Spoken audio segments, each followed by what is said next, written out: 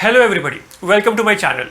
In this video we are going to learn how to solve a pair of straight line having two variables, that is simultaneous linear equations having two variables by determinant method. Yes, determinant method is also known as Cramer's rule or Cramer's rule, because Cramer was the first person to introduce this method to us. So let's get started. Numbers arranged in the form of row and columns between two vertical lines is a determinant. Let's see two examples. Here we have numbers arranged in the form of row and columns between two vertical lines. So this is a determinant. A determinant is always denoted by a capital alphabet. So here we have denoted this determinant with capital A. So this determinant is called as A. Now, in this particular determinant, we have two rows, say R1 and R2, row number 1 and row number 2, and we have two columns, column 1 and column 2. So this determinant has two rows and two columns. So it's called as 2 by 2 determinant.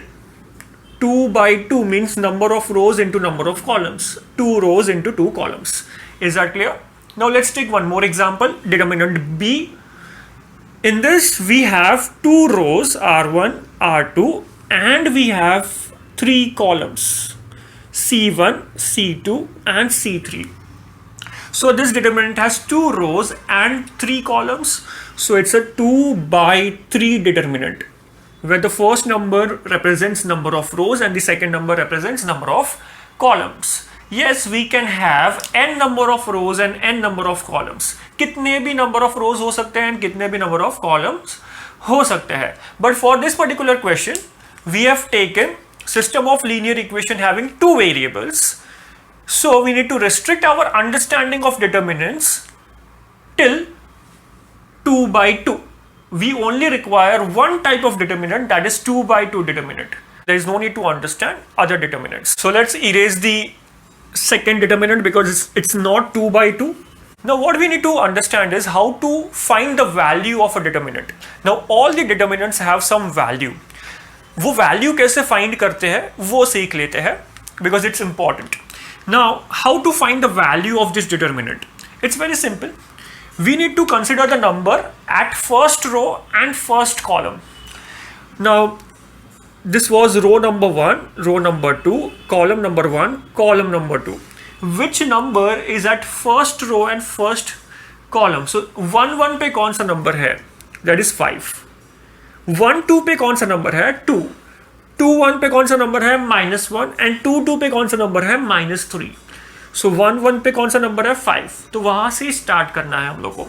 And then from this number we need to start, and then we have to cross multiply to get the answer. It's very simple.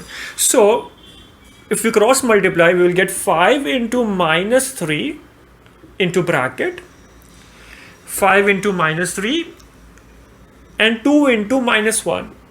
So we have cross multiplied, and between both the cross multiplication we have to put minus sign. So we have to subtract them. Is that clear? So 5 into -3 is -15 minus of -2. 2 into -1 is -2.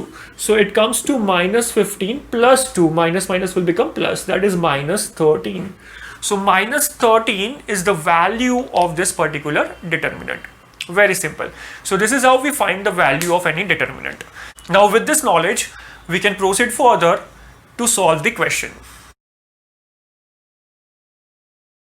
Now to solve equations by determinant method, what we need to do is we need to first check whether the given equations are of the form ax plus by is equal to c. तो पहले check करना पड़ेगा कि ये form में equation है कि नहीं. ये फॉर्म मीन्स व्हाट? पहले सबसे पहला टर्म जो होता है वो वेरिएबल वाला टर्म होगा, प्लस बी वाई मतलब वापस एक वेरिएबल वाला term, is equal to C means constant term. So equal to के लेफ्ट साइड पे दोनों वेरिएबल्स होना चाहिए और इक्वल टू के राइट साइड पे कांस्टेंट होना चाहिए. नाउ इक्वल टू के लेफ्ट साइड पे जो वेरिएबल्स है उसमें x के बाद y लिखो या y के बाद x लिखो चलेगा, order does not matter. But अगर एक इक्वेशन में, फर्स्ट इक्वेशन में x के बाद y है, तो सेकेंड इक्वेशन में भी वही फॉलो करना पड़ेगा, x के बाद y। मीन्स अगर फर्स्ट इक्वेशन में ax प्लस by लिखा है तो सेकेंड इक्वेशन में भी ax प्लस by। अगर फर्स्ट इक्वेशन में y टर्म पहले लिखा है तो by प्लस ax, तो सेकेंड इक्वेशन में भी by प्लस ax लिखना पड़ेगा, एंड राइट साइड पे तो कांस्टेंट टर्म लिखना पड़ेगा। Is that clear?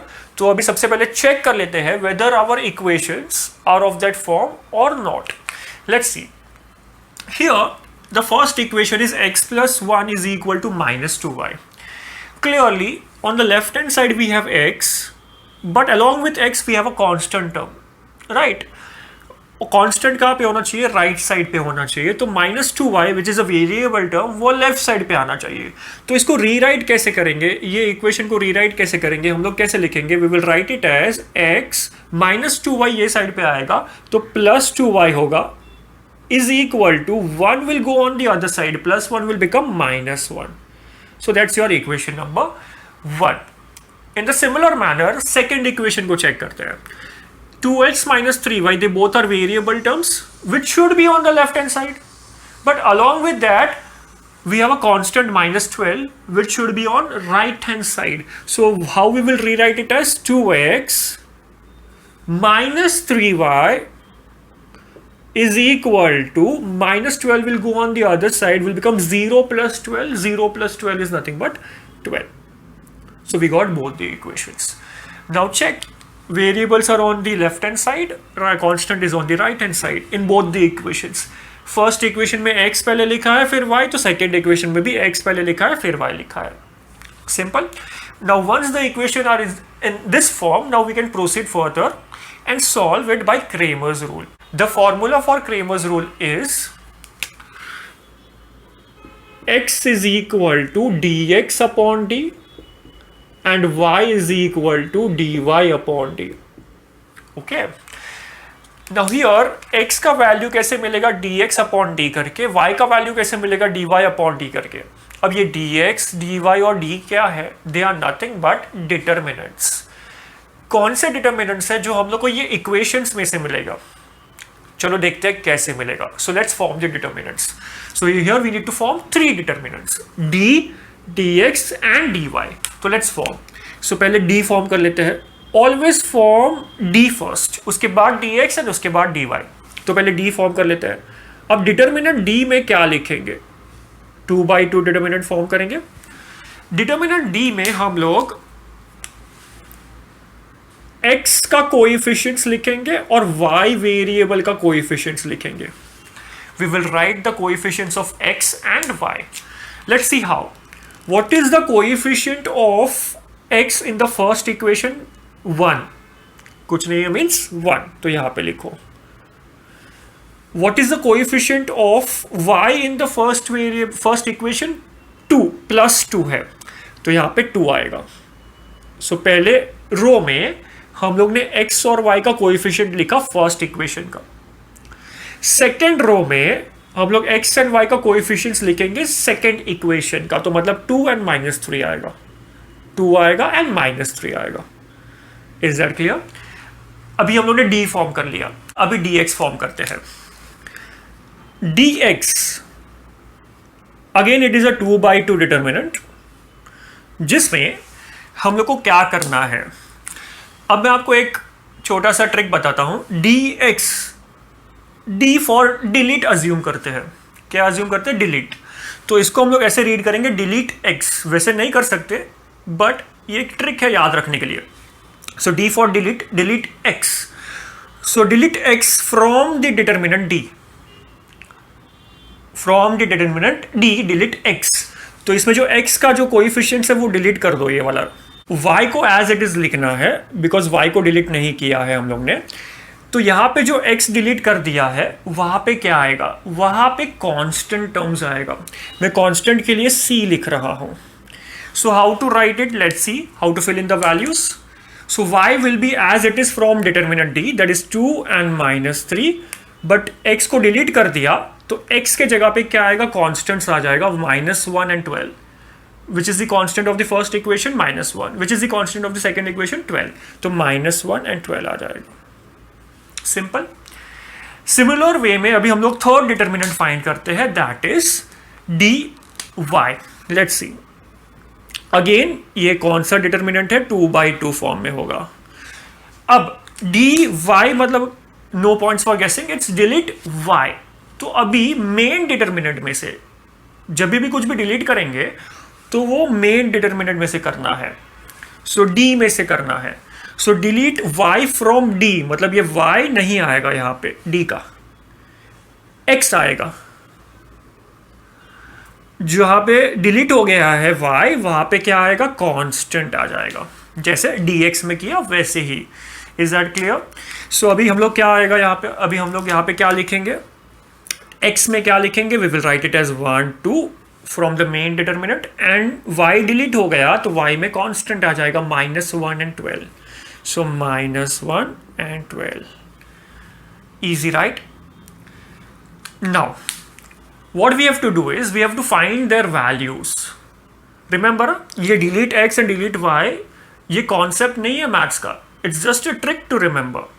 Okay, to make it easy. And you must have noted मैंने कोई formula नहीं लिया आपको. डिटर्मिनेंट का d का फॉर्मूला, dx का फॉर्मूला, dy का फॉर्मूला नहीं दिया मैंने आपको. So there is no need to by heart any formula, we can do it in this manner very easily. Now next step, we have to find the values of the determinant. So d का value find करो, dx का value find करो, dy का value find करो. याद है ना, cross multiplication. So how to find the values, cross multiply. So my 1 into -3, इसको इससे मल्टीप्लाई करो, माइनस इसको इससे मल्टीप्लाई करो, 2 into 2. Got it? So -1 into -3 is -3 -4, 2 2s are 4, that comes to -7. Easy. Similarly, let's find the value of dx. Let's solve it. Cross multiply, -1 into -3 in bracket, negative sign, and then 2 into 12. So that comes to -3 -1 -3 -1 कितना हो जाएगा, +3 -24. So that comes to -21. Right?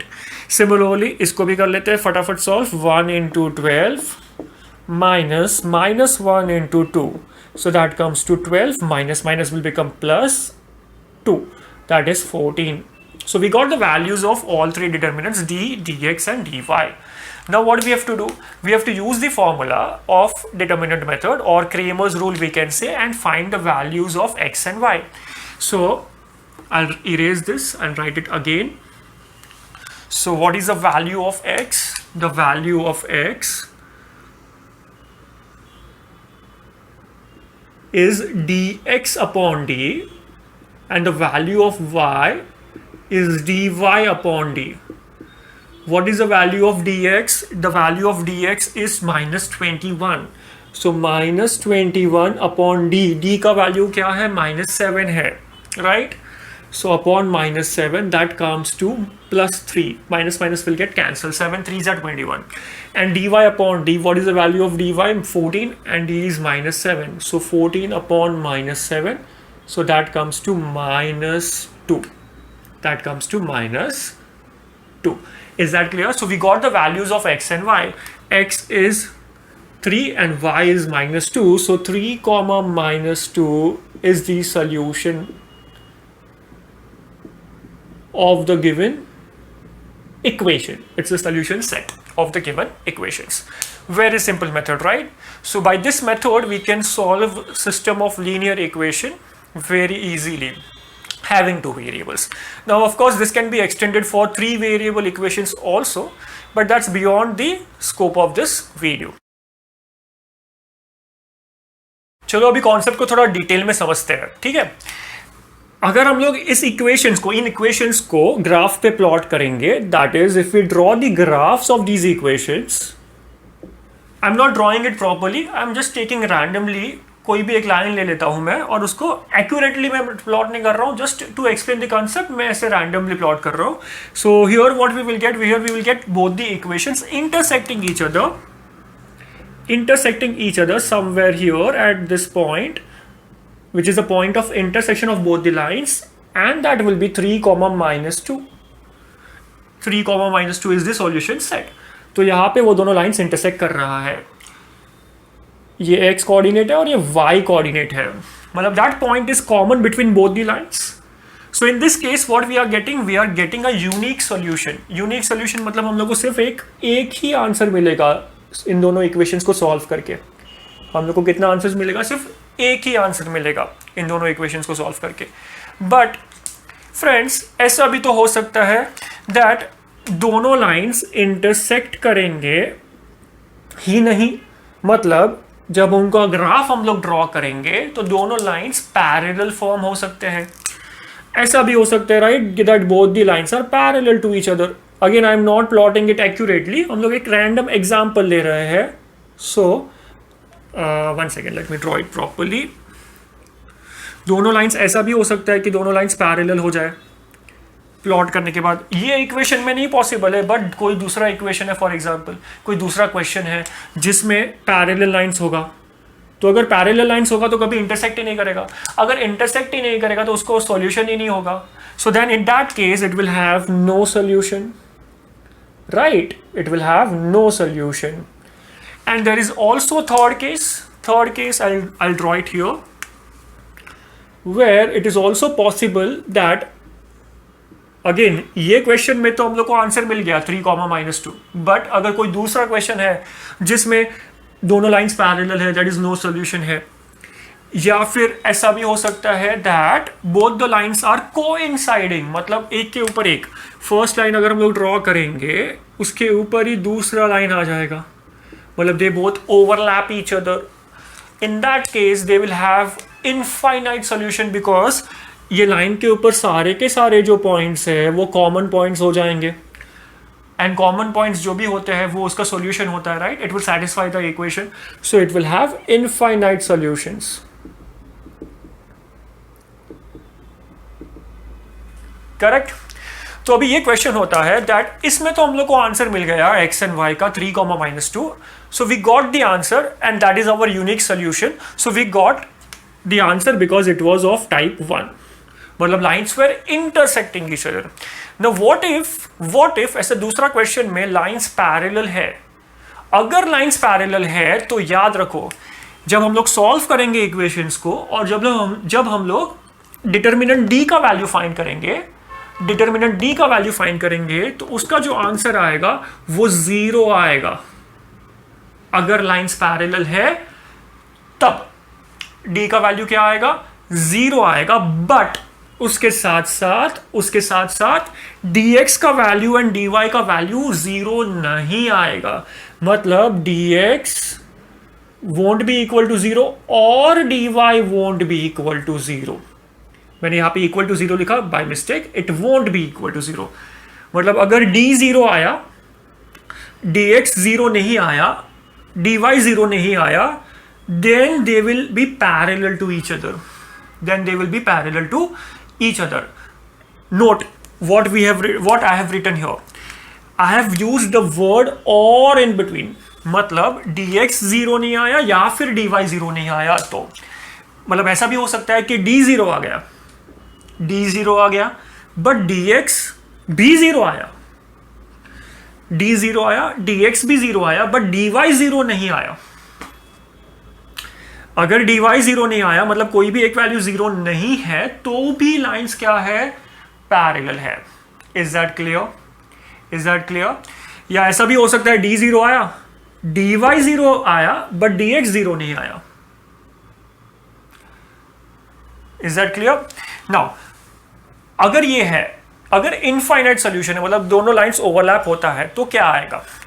तब क्या आएगा पता है? ये तीनों 0 आना चाहिए, एक साथ। तो d भी 0 आना चाहिए, dx भी 0 आना चाहिए और dy भी 0 आना चाहिए। तो क्या आएगा? इनफाइनाइट सॉल्यूशन आ जाएगा।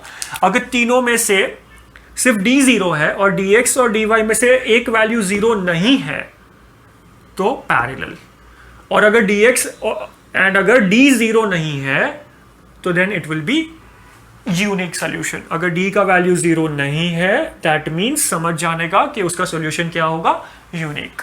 सो this was the detailed explanation with respect to the graph of these equations. I hope all of you have understood it properly. If you liked the video, do like it, share it with your friends, and subscribe to my channel. Thank you for watching. See you all in the next video. Take care.